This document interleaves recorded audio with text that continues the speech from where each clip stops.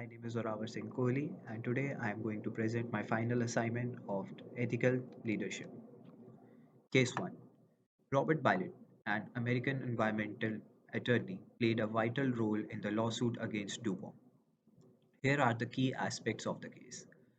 Bilot represented Wilbur Tennant from Parkersburg, West Virginia, whose cattle were dying due to waste dumped by DuPont, containing hazardous chemicals and acid named PFOA. Pilot filed a federal suit against DuPont, highlighting the environmental impact and harm caused by the company's action. DuPont initially blamed poor husbandry for the cattle's death, but Pilot persisted in seeking justice. Taking reference from Wikipedia of Robert Bilot, coming on the ethical dimensions, organizational ethics. DuPont's actions in dumping toxic waste and contaminating water sources raise questions about the company's ethical responsibility toward the environment and affected communities. Corporate ethics. DuPont's historical use of PFAS, chemical for profit, example Teflon production, contrasts with the harm caused to human health and the environment. The class action lawsuit highlights the tension between corporate interest and public well-being. Managerial ethics. Pilot's persistence in pursuing justice despite initial resistance from DuPont exemplifies ethical behavior at the manager level. Managers with DuPont faced ethical dilemma regarding transparency, accountability, and environmental impact. Talking about leadership ethics, with the reference from News Insight of WWG, Pilot's leadership in advocating for the affected communities demonstrates ethical leadership. DuPont's leadership faced challenges in balancing financial interest with ethical responsibilities. The prolonged silence by DuPont regarding the danger of the acid can be attributed to several factors. First one, profit motive and corporative interest. DuPont's primary goal was to maximize profits. PFOA was a key component in Teflon production, which was highly lucrative for the company. Acknowledging the risk associated with PFOA could have jeopardized their financial gains. Impact of the situation is this profit-driven mindset led to a deliberate suppression of information about PFOA's hazards. Next, lack of regulatory oversights. During the early years of PFOA use, regulatory agencies had limited awareness of its risk. DuPont exploited this lack of oversight to downplay any adverse effect.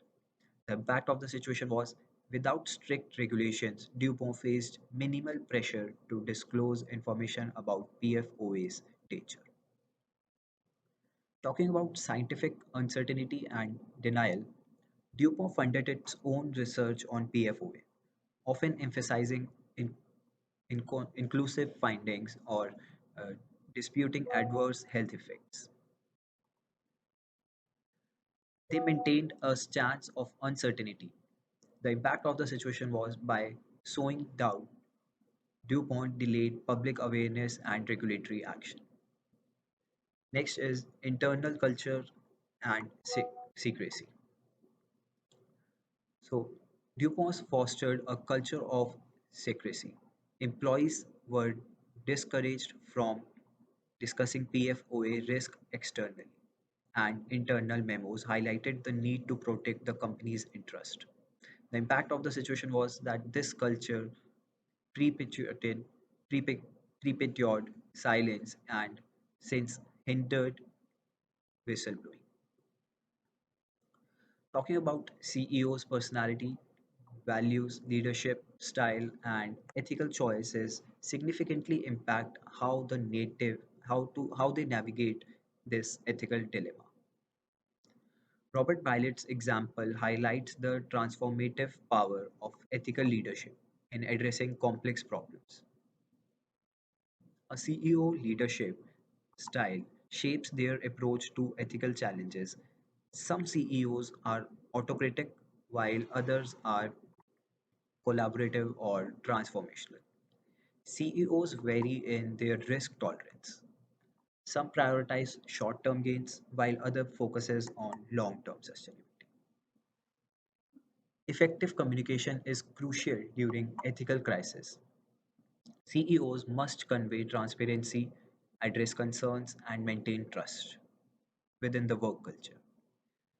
Ethical challenges require courage to stand up against powerful interest. Persistence is vital to drive change. If I found myself in this situation, in a situation where where my employer was behaving unethically, I would take proactive steps to promote ethical behavior within the company. Here's how I would like to approach: lead by example. As an individual, I would consistently demonstrate ethical behavior in my own actions. This, inclu- this includes being honest, transparent, and treating colleagues and stakeholders with respect.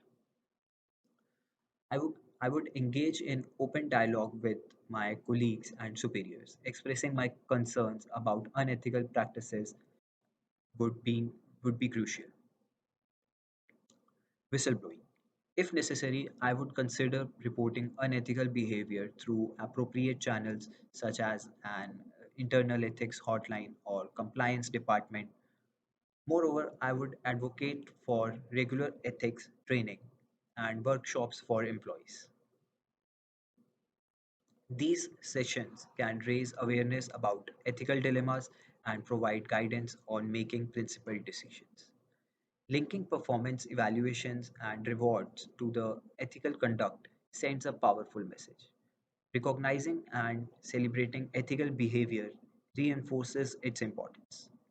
Suppose I work for a tech company that collects user data, and if I discover that the company is mishandling user privacy, I would raise my concern with management, advocate for stronger privacy policies, educate colleagues about data ethics, propose regular privacy audits.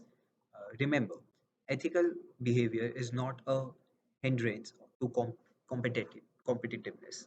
It's a foundation for long term success and trust building with stakeholders.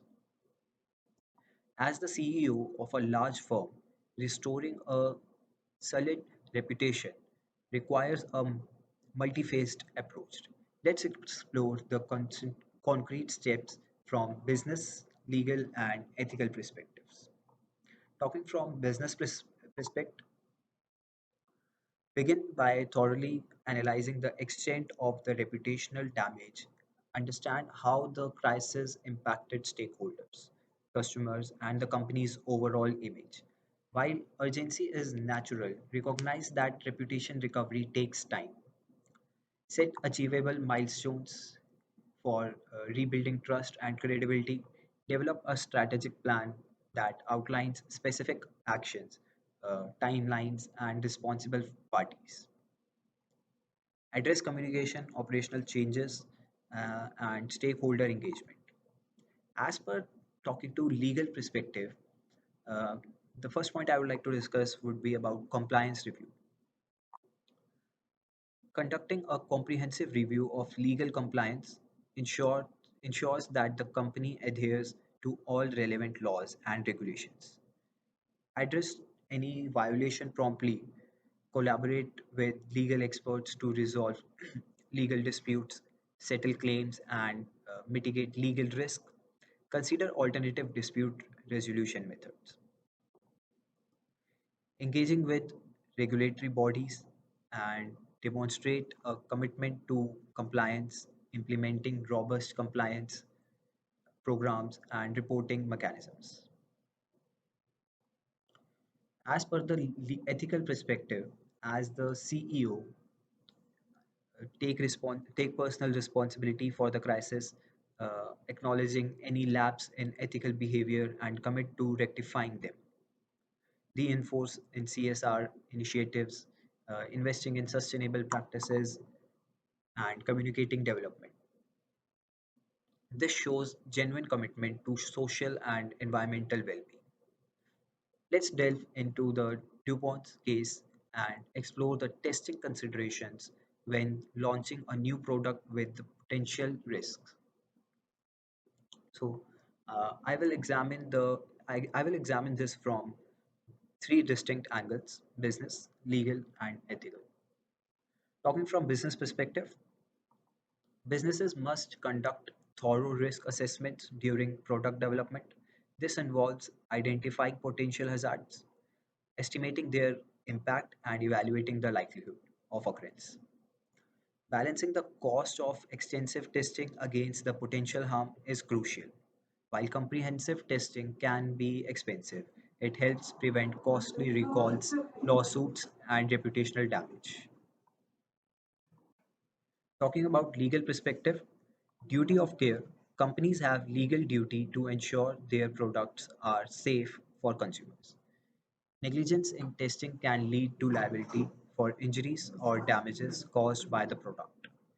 These laws hold manufacturers accountability for defects or inadequate testing. Companies must meet industry standards and adhere to regulations. Let's talk about ethical perspective. So, some of the points I would like to discuss in this are human well-being. Ethical responsibility demands prioritizing human health and safety over profits. Companies should consider the potential impact on the individuals and communities. Concealing risk or downplaying safety concerns violates ethical norms. Honesty and transparency are essential. Balancing the interest of multiple stakeholders is a complex task that requires consideration from various angles. Businesses must identify and understand their stakeholders, including customers, employees, investors, suppliers, and the community. Prioritizing their needs and expectations is essential. Seek solutions that benefit multiple stakeholders simultaneously. For example, improving product quality can satisfy customers, enhance the company's reputation, and lead to increased profits. Coming on legal obligations, vary based on industry, location, and specific circumstances. Companies must comply with laws and regulations that protect stakeholders' rights. Clear contracts and agreements with stakeholders help define rights, responsibilities, and expectations. Other than that, legal disputes can arise if these agreements are not honored. Talking about the ethical decision making considers the greatest good for the greatest number of people.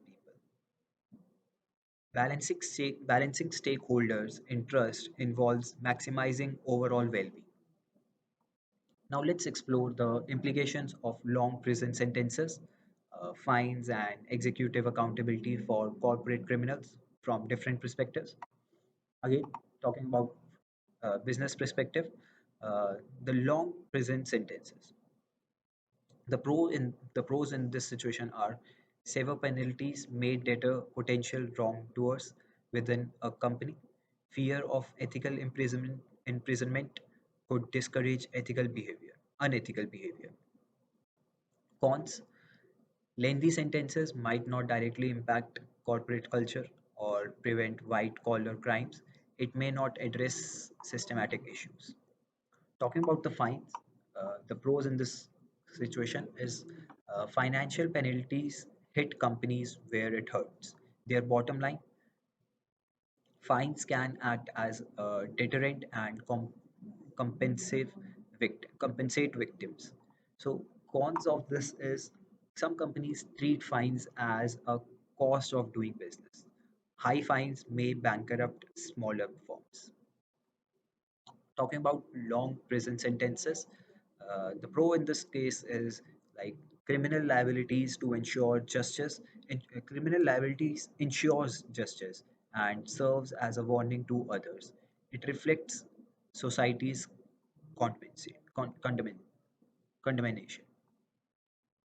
The cons in this situation is proving intent in complex corporate cases can be challenging. Mm, Lengthy sentences may not always be proportionate. Next is ethical perspective.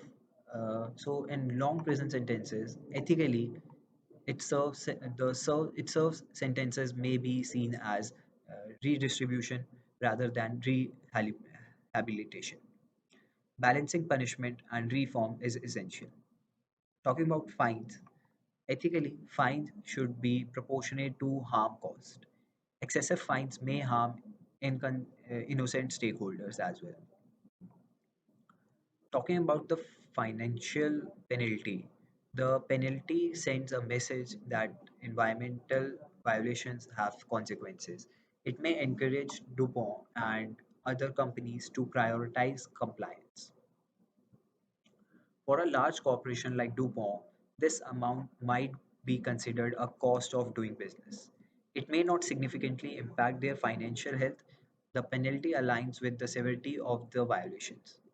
It reflects the harm caused by excess emission of sulfur dioxide, SO2, and sulfuric acid mist. Ethically holding DuPont accountable for environmental harm is essential. The penalty contributes to justice and fairness. Coming to the end, other examples of corporate fines, we can take example of Tokyo Electric Power Corporation, TEPCO. So what fine was imposed to TEPCO? The TEPCO paid the largest criminal fine in history for its role in the 2011 Fukushima nuclear disaster. The total damages, including criminal fines, civil fines, restitution, and other fees, were substantial. Taking the reference from the article Money and the Law, the disaster resulted from a massive earthquake and the tsunami leading to nuclear meltdowns and widespread contamination. We can take another example of British Petroleum. So in 2010, British Petroleum faced significant fines for Deepwater Horizon oil spill in the Gulf of Mexico. The total penalties included criminal fines, civil settlements, and environmental restoration costs. Taking the reference from the article titled Top 10 Corporate Crackdowns. The oil spill caused extensive environmental damage affecting marine life, coastal ecosystems, and local communities. These examples highlight the varying scales of corporate fines and underscore the importance of balancing deterrence, justice, and accountability in addressing corporate wrongdoing. Case 2. The ethical dimensions of this scenario are complex and multifaced, reflecting a tension between the imperative to safeguard public health and the operational demands of a business. So, some of the ethical issues which I would like to discuss in this scenario are: first, the public health. At the core of this dilemma is the potential risk posed to customers by consuming contaminated milk. The ethical obligation to protect public health is paramount, and any actions that compromise this duty raise serious concerns. Next, integrity and honesty. The manager's decision to dismiss the issue without proper investigation or action may be perceived as a breach of integrity. By downplaying or ignoring the potential risk, the manager risks under, undermining the trust of both customers and employees. Responsibility. Both the manager and the employee share a fundamental responsibility to ensure the safety and well being of customers. Failing to address a known health hazard contradicts this responsibility and could have severe consequences. Other ethical issue I would like to discuss about would be loyalty and obedience. The employee may find themselves torn between loyalty to their manager and their ethical obligation to prioritize the welfare of customers. While obedience to authority figures is important in a workplace context, it should not come at the expense of ethical principles. The next issue would be transparency and accountability. There is an ethical imperative of transparency and accountability in handling situations involving potential potential health risk. Customers have a right to know if there are any concerns regarding the safety to the products they are consuming. By withholding information or failing to take appropriate actions, the restaurant may be violating principles of transparency and depriving customers of the opportunity to make informed choices about their food consumptions. Other than that, utilitarian considerations. From a utilitarian perspective, the ethical course of action would be to minimize harm and maximize overall well. While it may be tempting for the manager to prioritize short-term financial concerns, the potential harm caused by serving contaminated milk overweights any potential perceived benefit. Ethical decision in this context should consider the broader consequences for public health and safety. Next ethical dilemma would be duty of care. Both the manager and the employee have a duty of care towards customers, which includes taking reasonable steps to mitigate risk and prevent harm. Neglecting to address a known health hazard breaches this duty of care and may expose the restaurant to legally liabilities in the event of customer illness or injury. The last ethical dilemma I would like to discuss would be professional integrity. Upholding professional standards of integrity requires a commitment to ethical behavior and adherence to industry regulations and guidelines. By disregarding by disregarding the potential risk possessed by contaminated milk, the manager jeopardizes the restaurant's reputation and undermines the professionalism of the establishment. Talking about part B, from a business perspective, the manager's decision to prioritize operational efficiency and, and financial concerns over potential health risk may seem practical in short term. However, the long term implication could be deter- detrimental to the restaurant's success. Continuously serving potentially contaminated milk possesses a significant risk to the restaurant's reputation. If customers become aware of this situation and lose trust in the establishment, it could lead to decreased sales and a loss of loyal patrons. Moreover, in today's interconnected world where information spreads rapidly through social media and online review, the damage to the restaurant's reputation could be extensive, and difficult to repair. Therefore, from a business standpoint, addressing the issue promptly and transparently is essential for maintaining customers' trust and safeguarding the restaurant's viability. From a legal perspective, ignoring a known health risk, such as contaminated milk, exposes the restaurant to significant legal liability. If customers were to become ill as a result of consuming tainted products, the restaurant could face lawsuits seeking compensation for medical expenses, pain and suffering, and other damages. Additionally, regulatory authorities may impose fines or penalties for failing to adhere to food safety regulations. Depending on jurisdiction, the restaurant could even face criminal charges if negligence is proven. Therefore, from a legal standpoint, it is imperative for the restaurant to take appropriate actions to mitigate the risk and comply with all relevant laws and regulations. Talking about from an ethical perspective, prioritizing profit over public health and safety raises serious ethical concerns. By choosing to ignore the potential risk to customers' health, the manager is disregarding their moral obligation to ensure the well being of patrons. Ethical principles of responsibility and integrity dictate that the restaurant has a duty to provide safe and wholesome food to its customers. Failing to address the issue not only violates these principles but also undermines trust and confidence in the restaurant's ethical standards. Therefore, from an ethical standpoint, the restaurant must prioritize the health and safety of its customers above all other considerations. Talking about some of the available options, the options are varied and each carries its own set of implications. Ignoring the issue, uh, ig- the first option would be like ignoring the issue, which might seem the easiest route, but it carries significant ethical and legal risk. Next option is about like checking the milk cartons personally could be time consuming, but it shows initiative and a commitment to customers' safety. The other option available to the employee would be reporting the situation to higher authorities, which could lead to a resolution.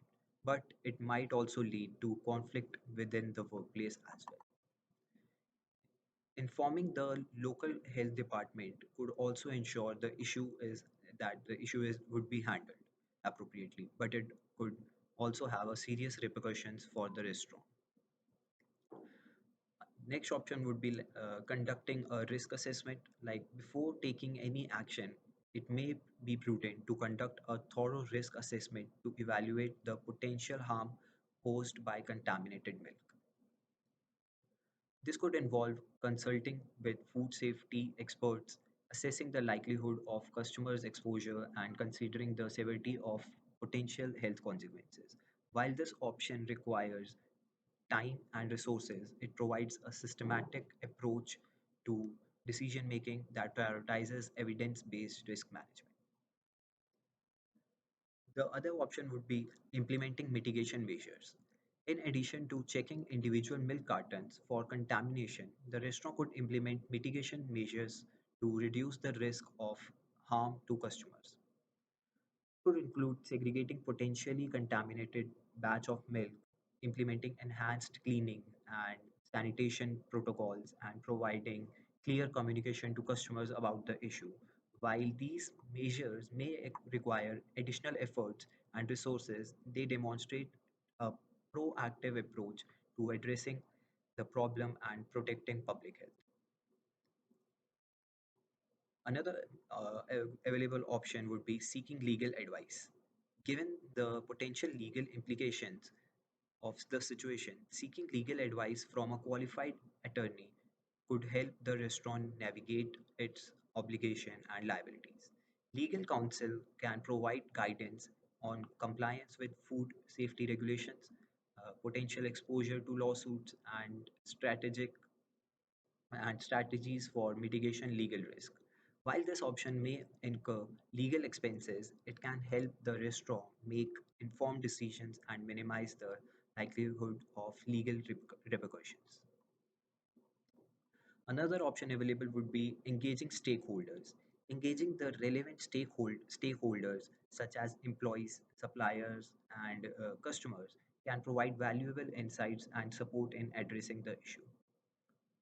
This could involve communicating openly and transparently about the situation, soliciting input and feedback from stakeholders, and fostering a collaborative approach to problem solving. While engaging stakeholders, it may require time and effort. It can build a trust and goodwill, ultimately strengthening the restaurant's reputation and resilience in the face of challenges. The last option I would think about in this situation would be implementing long-term solutions. Beyond addressing the immediate issue of contaminated milk, the restaurant could take steps to implement long-term solutions to prevent similar incidents from occurring in the future. This could involve reviewing and strengthening supplier quality control processes, enhancing employee training and education on food safety practices. Other than that, investing in technology and infrastructures to improve food safety monitoring and traceability. While these measures may require upfront investments and commitment, but they will demonstrate a proactive commitment to continuous improvement and customer safety. The next question about change in health advisory. If the chance of contamination was higher, the urgency to act would increase significantly. A higher likelihood of contamination escalates the potential risk to public health and safety, amplifying the legal, ethical, and business considerations at play. So, talking from a business perspective, the potential damage to the restaurant's reputation becomes more severe as the probability of contamination increases. So, the customers are more likely to lose trust in the establishment if they perceive a greater risk to their health, leading to a potential long-term consequences such as decreased sales, negative publicity, and loss of market share. So in this scenario, the cost of checking the milk for contamination may be outweighed by the potential financial losses and reputational damage associated with serving contaminated products. Talking from a legal standpoint, the restaurant faces heightened liability as the probability of contamination rises. So in the event that the customers become ill from consuming tainted milk, the restaurant may face more severe legal consequences, including lawsuits, regulatory fines, and damage to its brand reputation. Therefore, the imperative to address the issue promptly and effectively becomes an becomes even more critical in order to mitigate legal risk and protect the restaurant's interests. So, from an talking from an ethical perspective, the responsibility to ensure customer safety becomes even more pronounced as the likelihood of contamination increases. Ethical principles of duty of care and integrity demand that the restaurant takes proactive measures to safeguard the well-being of its patrons, even if it entails additional costs or operational challenges. Prioritizing public health over profit becomes paramount in this scenario, reflecting a commitment to ethical values and societal welfare. So, the talking about the last part, the presence of other health violations in the restaurant, especially to those that have arisen since the last health inspection, adds more complexity to the situation and further underscores the importance of prioritizing public health and safety. The ethical imperative to ensure the safety of customers become even more stronger in this case. The cumulative effect of multiple health violations suggests a pattern of negligence and systematic issue within the restaurant only, which could possess which could pos- which could possess significant risk to patrons.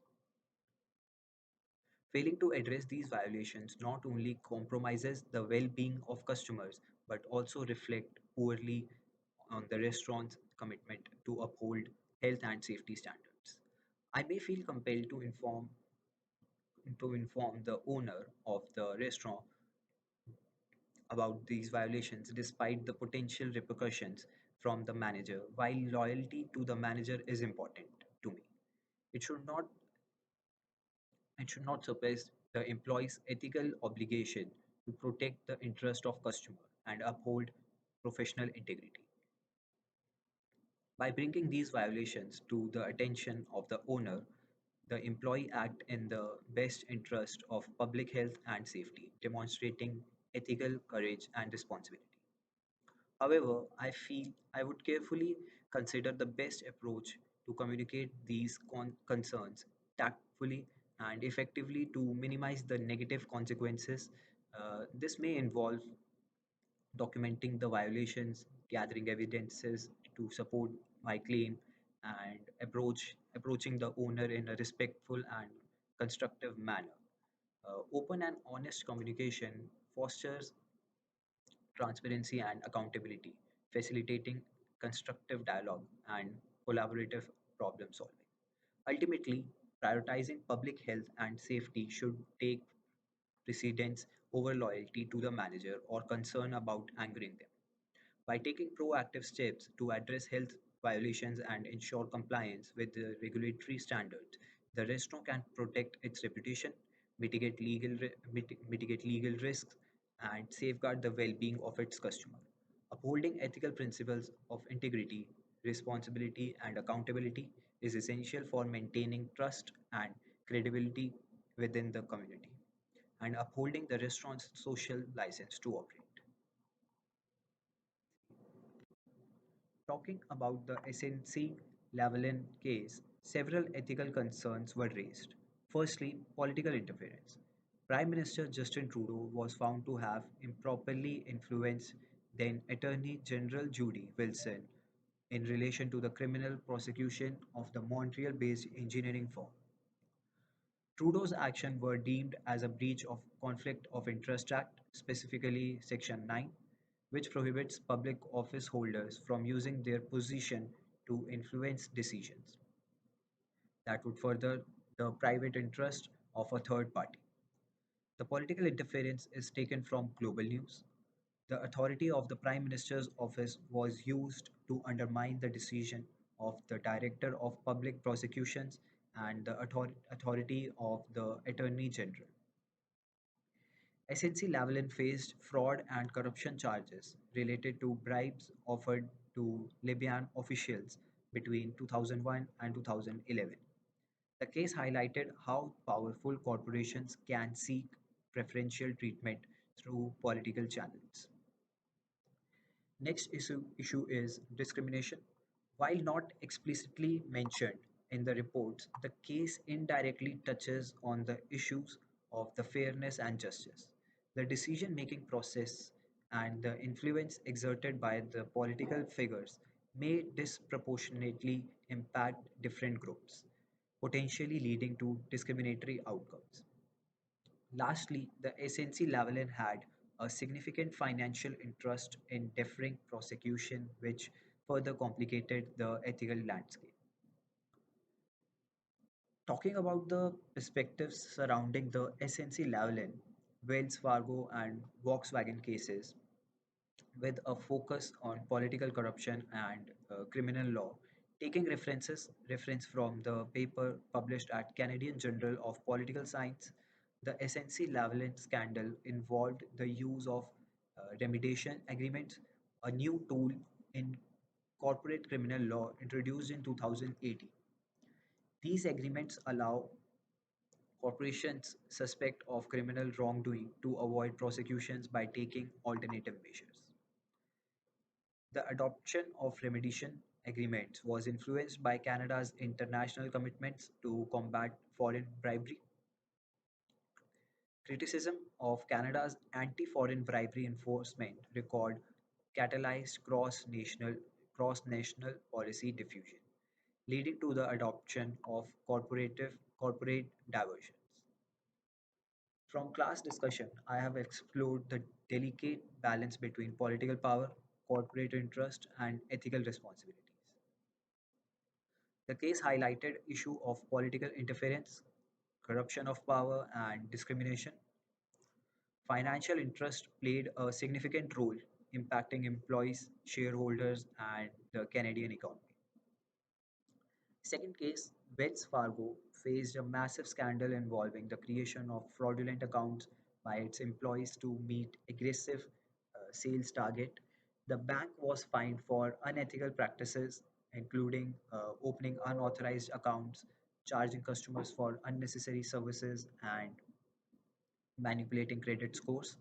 From class discussion, I have analyzed the ethical implications of prioritizing profit over customer well being. The scandal raised questions about corporate culture, accountability, and regulatory oversight. Lastly, talking about the Volkswagen, as Volkswagen was caught using defeat devices to manipulate emission tests for its diesel vehicles, the scandal affected millions of customers, damaged the environment, and led to substantial fines. I have explored the balance between business competitiveness and environmental responsibilities. As a mid-level employee, I would face a moral dilemma. Uh, and here are some of my considerations that I have a duty to act in the best interest of the company. This includes promoting its success and adhering to its policies. If I become aware of unethical practices or legal violations, I should consider whistleblowing. Whistleblowing involves reporting misconduct to authorities or the public, even risks if it risks my own position. I might apply ethical frameworks such as utilitarianism, maximizing overall good, or deontology, following moral rules to guide my decision. Uh, as a major shareholder, my primary concern is maximizing shareholder value. I would assess how the scandal affected the company's stock price, dividends, and long term prospects. I, did, I would scrutinize the company's governance practices. Transparency, accountability, and ethical behavior are critical. I might advocate for reforms such as stronger, stronger oversight, independent audits, and changes in leadership. As the Minister of Justice, my role is to uphold the rule of law and ensure justice. I must prioritize the integrity of the legal system. This means avoiding political interference in criminal cases. The Director of Public Prosecutions, DPP, has the authority to decide whether to prosecute. I should respect their decisions. I would consider the public interest, transparency, and accountability. Upholding the law is paramount. Thank you.